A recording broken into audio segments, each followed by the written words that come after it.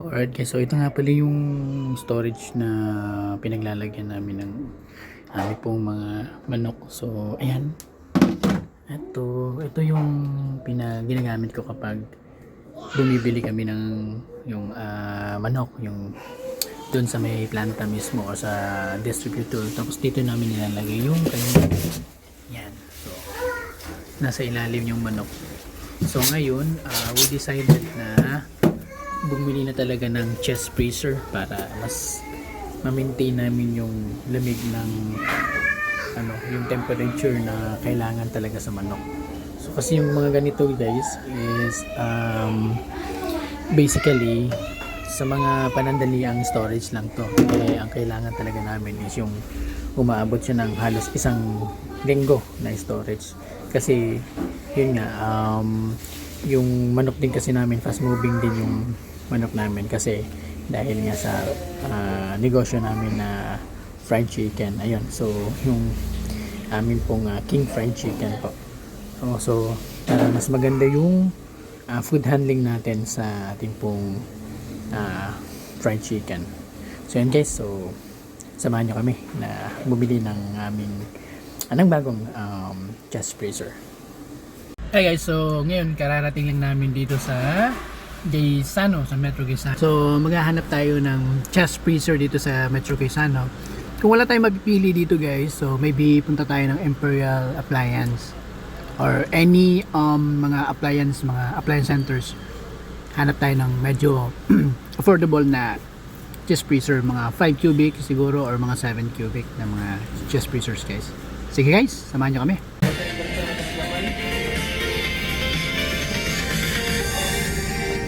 Kanyo, adi na siya inverter siya. Ini, alin man siya naman sir. Kaning Hisense. Usa lang siguro ni. Saan na lang naibili ni? Siguro na pa isa. Check ko na mo sir mga stock. So kung last na ni siya siguro. Because sing Lamoyan merchandiser, Lamoyan merchandiser, please say the 1L. International brand sa ta. Residential. Okay sa quality.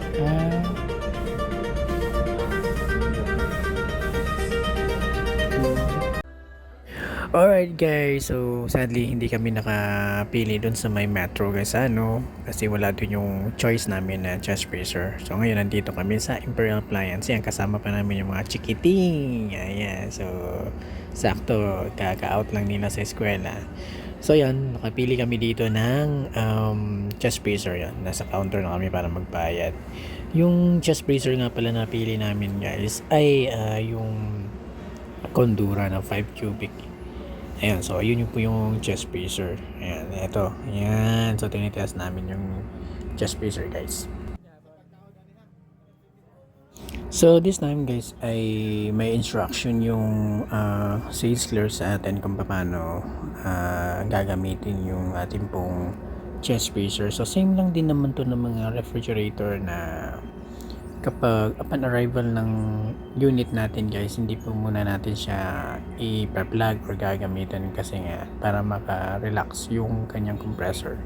So at least mga 2 to 3 hours bago natin siya i-plug.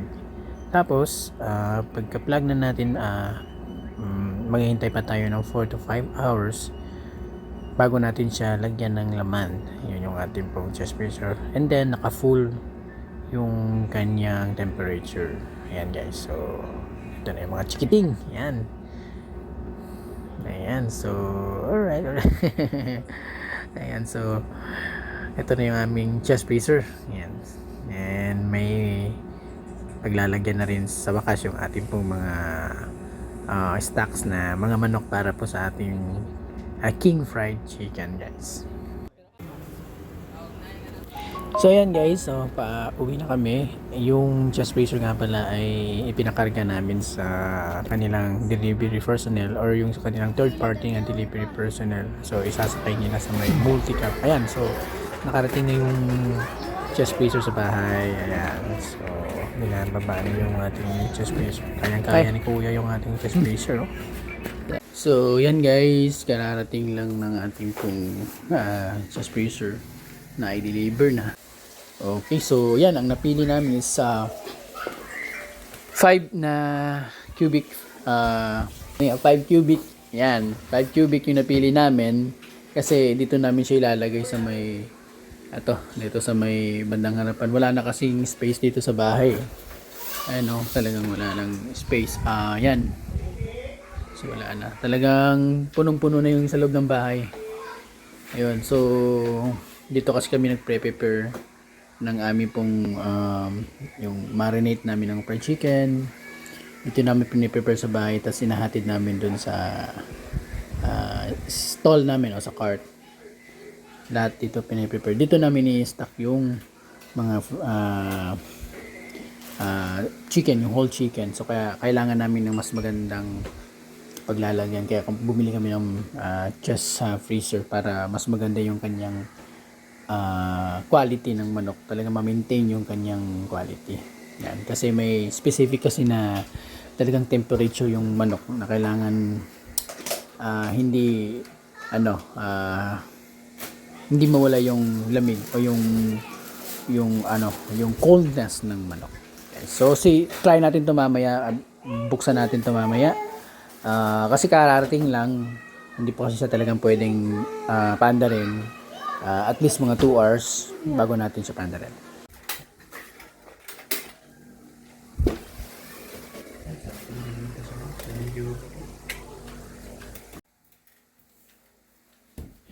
So, ayan guys, nakaposisyon na yung ating pong chest freezer. Yan sa ilalim po ng hagdanan namin. So, tinanggal namin yung yung karaoke, yung portable karaoke, at saka yung center table. So, nilagay namin dyan yung chest freezer, so katabi ng TV. Since na talagang wala nang space dito sa loob ng bahay. For the meantime lang naman guys, no, yung itong setup kasi nagsisimula pa lang kami sa aming pong King Fried Chicken na business. Thanks for watching and have a nice day. Bye.